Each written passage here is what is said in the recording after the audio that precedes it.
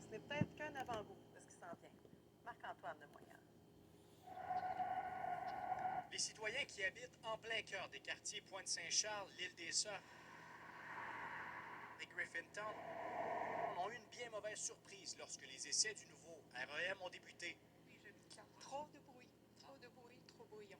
On déménage dans un mois, c'est un peu à cause de ça quand même. Ces résidents, dont le logement est situé à quelques mètres du réseau express métropolitain, en ont assez du bruit qui affecte leur quotidien. On s'entend même pas parler quand on est assis sur notre balcon. Ça va jusque-là? Oui, puis ça fait mal aux oreilles aussi, là. C'est au 2 minutes 30, ça fait ce son-là. Puis un jour, 90 secondes, quand ça va être rendu très, très populaire, le quartier va être invivable. C'est sûr que ça aurait joué la balance lors de l'achat de maison si on avait su qu'il allait avoir ça si près, avec un bruit aussi incessant. Ce que demandent les résidents, c'est de réduire la vitesse à laquelle le REM passe sur les rails, mais également l'installation de murs anti-bruit, comme vous pouvez l'apercevoir.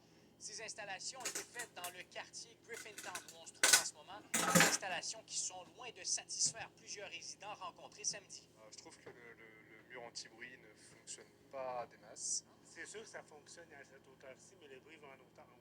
Fait que plus on est haut, plus le bruit monte, on l'entend quand même beaucoup. C'est ça qui fait la différence. Le service de transport a intérêt à se pencher sur le problème. Selon certains courtiers immobiliers, des quartiers comme Griffintown pourraient perdre de la valeur. C'est une pollution définitivement auditive. Je pense aux impacts sur la faune, sur le parc, pour les propriétaires, pour les locataires. C'est un sujet qui doit être avisé, puis certainement que ça va dévaloriser ou ça pourrait créer certaines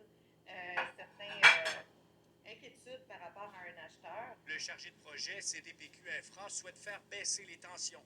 Il installera dans les prochains jours des sonomètres dans les zones problématiques afin de déterminer si le niveau sonore est nuisible. Si c'était le cas, des mesures supplémentaires pourraient être prises, mais rien de concret n'a été confirmé pour le moment. Marc-Antoine Lemoyne, TVA Nouvelles, Montréal. Quand vous recevez le Publisac,